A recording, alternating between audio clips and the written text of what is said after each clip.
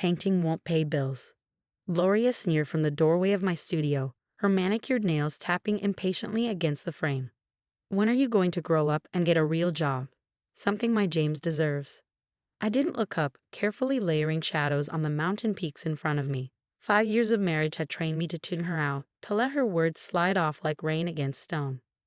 My name is Elena Martinez, and at 32, I had spent the last decade building a life Gloria Richardson would never understand. To her, I was just a disappointment, a woman who played with paints instead of securing a proper corporate career like her golden boy, James. She stepped into my space, uninvited, the click of her designer heels sharp against the hardwood floor. You know, Elena, I saw a wonderful position at James's firm. A respectable office job. It would do you some good. I set my brush down and exhaled slowly. I appreciate your concern, Gloria, but I'm happy with my art. She scoffed, plucking up one of my smaller canvases like it was a piece of discarded junk mail. Happy doesn't pay for the lifestyle my son deserves. She waved a dismissive hand at my studio. This is a hobby. A woman should contribute to her household, not hide in here like a child. If only she knew. For years, I had been selling my paintings under a pseudonym, building a reputation that would make her pearls clutch themselves. But James insisted we keep it quiet. Mom's traditional honey, she wouldn't understand. Gloria's gaze swept the room with thinly veiled disdain. My sanctuary, a converted garage bathed in golden afternoon light, filled with the scent of oils and turpentine, was just another thing she saw as disposable. At least you could paint something pretty, she mused, gesturing vaguely at my current piece. People like flowers, something tasteful, something that actually sells. I almost laughed. The moody landscape she dismissed so easily had a waiting list of collectors. My work under E.M. Rivers hung in galleries across the country. Passion is nice, she continued, her voice syrupy with condescension, but it doesn't put food on the table. James works so hard, and what do? Lock yourself away with paintbrushes like some dreamy little girl. Before I could respond, my phone buzzed. A message from my gallery. Major collector interested in your mountain series. 7-figure offer. Call ASAP. I slid my phone back into my pocket, suppressing a smile. Gloria hadn't noticed. She was too busy straightening her blouse, preparing to deliver her final decree. James and I have been talking about your situation, she said, satisfaction dripping from every syllable. This needs to stop, Elena. It's time you joined the real world. I froze. My situation? He agrees with me, she said triumphantly. This little hobby of yours is holding both of you back. He could have been partner by now if he didn't have to explain why his wife spends all day playing with paints instead of having a proper career. A slow, cold anger settled in my chest. James and I would be having a conversation later. My art is my career, Gloria. She laughed. Oh, please. When was the last time you actually sold anything? And those little commission pieces for your friends don't count. I stared at her, debating whether to tell her about the collectors in New York, the auction sales, or the private buyer in Paris who had just commissioned an entire series.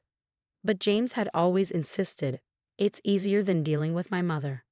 I do all right, I said simply. Her expression darkened, not for much longer. James has agreed. This space will make the perfect home office for him. Somewhere professional. You'll need to clear it out by the weekend. I went still. This is my studio, I said carefully. Was your studio, she corrected, smiling. We've already ordered his new furniture. 5 years of biting my tongue, of compromise, of letting Gloria belittle my passion because James swore it was better than causing drama. In that moment, it all became clear. No, I said quietly. Her head snapped up. Excuse me? I said no. I met her gaze, unflinching. This is my space, my career, and you have no right to make decisions about it. Her face twisted with rage. After everything I've done for you, you are exactly why James could have done better. She stormed forward, grabbing a finished canvas, one from the very series the collector wanted. Before I could stop her, she hurled it to the ground. The sharp edge of the easel tore through the fabric. Gloria. She didn't stop. She reached for another painting, her breath coming in furious huffs. If you won't listen to reason, she snarled, then maybe it's time for some tough love. I stood frozen as my mother-in-law, So proud, so refined, so desperate for control. Began ripping through my work like a storm. What she didn't know, what she couldn't possibly fathom, was that she wasn't just destroying hobby paintings. She was tearing through pieces worth thousands, some worth tens of thousands. And every second of her tantrum was being recorded by the security cameras I had installed to protect my very valuable work. I pulled out my phone and hit record, documenting the wreckage firsthand. Sometimes revenge isn't about shouting. Sometimes it's just about letting people reveal exactly who they are. Finally, she stopped, panting, surrounded by the ruins of what she thought was just a silly little dream. Now, she announced, smoothing her blouse, you can focus on being the kind of wife my son deserves. I met her gaze calmly, then pressed send on the video. Thank you, Gloria. Her expression flickered. For what? I smiled. For showing me exactly who you are. Now would you like to know exactly who I am? Gloria's smug satisfaction at wrecking my studio didn't last long. My phone buzzed relentlessly, and I put the call on speaker, letting her hear every word. Aim Rivers, this is Marcus from Hostin Gallery. The collector is ready to wire the 7-figure payment for the Mountain series. When can we arrange pickup? Gloria's face drained of color as I replied, calm but deliberate. We have a problem, Marcus. Several pieces from the series were just destroyed, intentionally. I have video proof. A stunned silence, then Marcus's voice sharpened. Destroyed? Those works are insured for millions. Who would? I turned to Gloria, now sinking into my paint-splattered chair, hands trembling. My mother-in-law wanted to teach me a lesson about what real women do for a living. Her lips parted, barely a whisper escaping. Am Rivers? You're Ian Rivers? I nodded, still addressing Marcus. Send the insurance adjusters. I'll forward the footage. After ending the call, I faced Gloria fully. Yes, I'm Ian Rivers.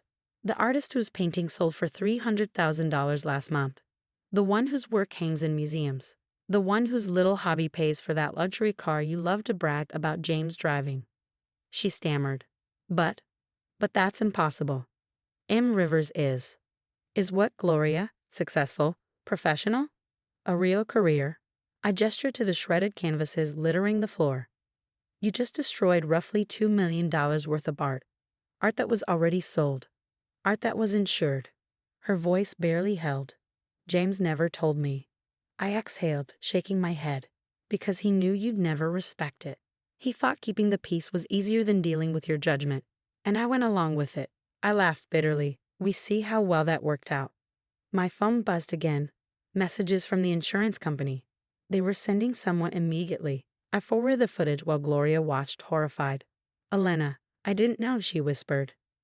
No, you didn't bother to know.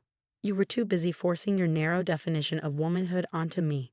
Desperate, she grasped at straws. We can fix this. James and I will make it right.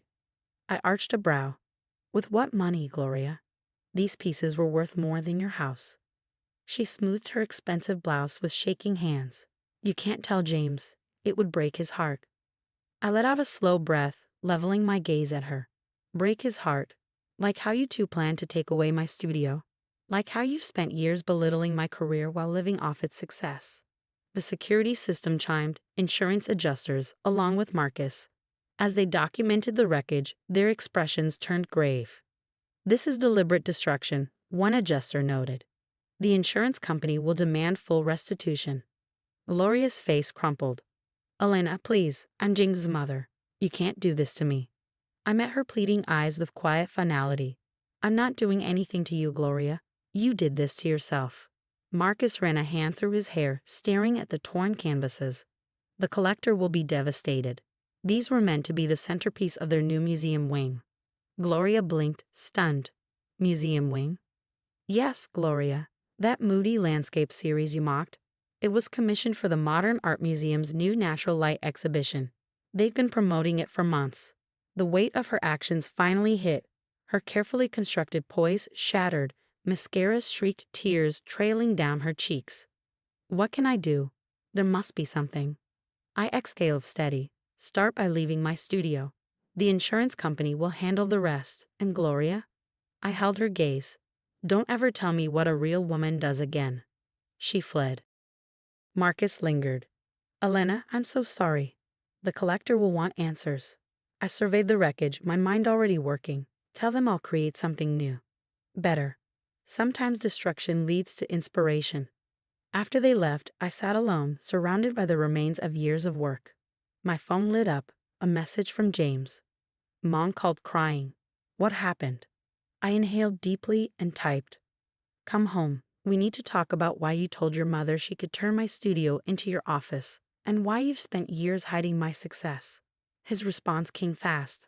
I was trying to protect you from her.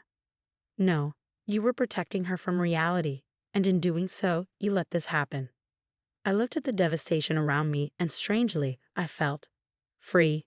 No more hiding. No more minimizing my success for someone else's comfort.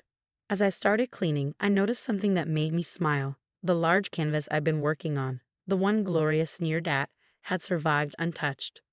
Sometimes the universe has a sense of irony. A final message lit up my screen, this one from the museum curator. Heard what happened? Don't worry about the series. We want a new commission, transformation and resilience. Your price, your timeline. I stared at the words, then at my studio, and felt a familiar spark of inspiration.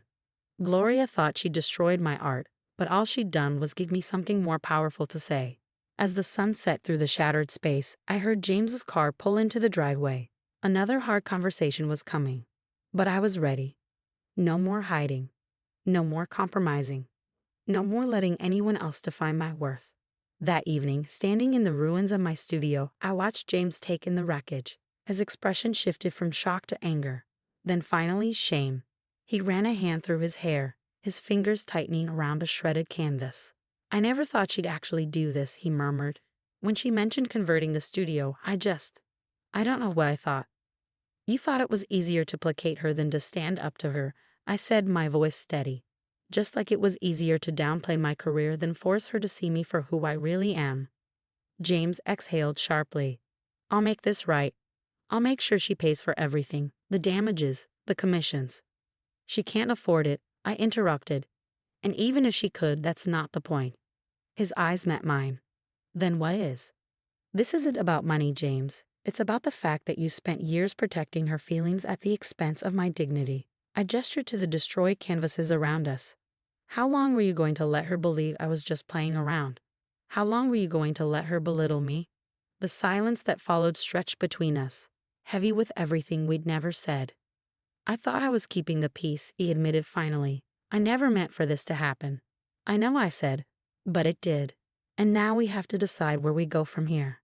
In the weeks that followed, things changed fast. The insurance claim was settled quickly, thanks to the security footage. Gloria faced not only financial consequences, but public fallout as well. Word spread fast in the art world. Meanwhile, my identity as Em Rivers became public knowledge, triggering a wave of interviews, features, and new opportunities.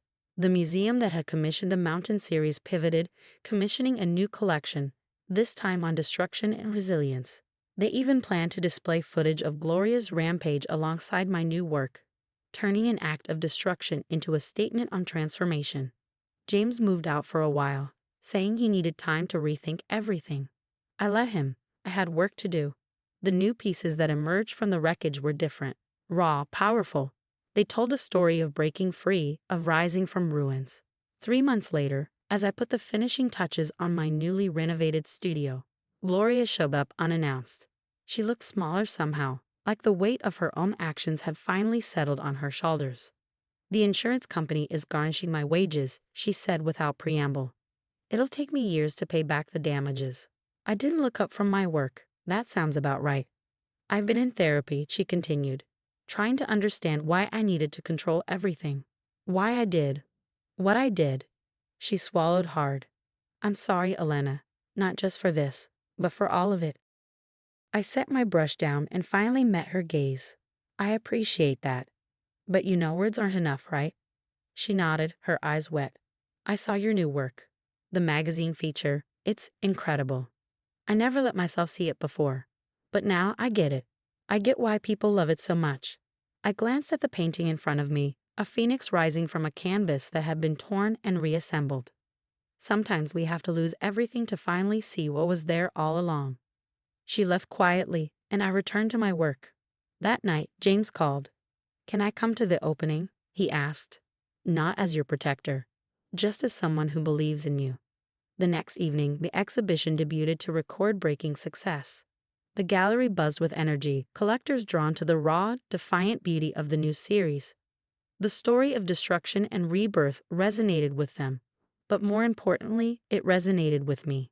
Gloria had tried to define what a real woman should be, but in trying to tear me down, she had only given me my greatest inspiration. As I stood in my studio later that night, watching the last rays of sunlight streak across my work, I felt something unexpected. Not anger, not resentment, just gratitude. For my strength, for my voice, and even in some strange way for Gloria, who had tried to erase me, but instead helped me paint the clearest picture of who I truly was.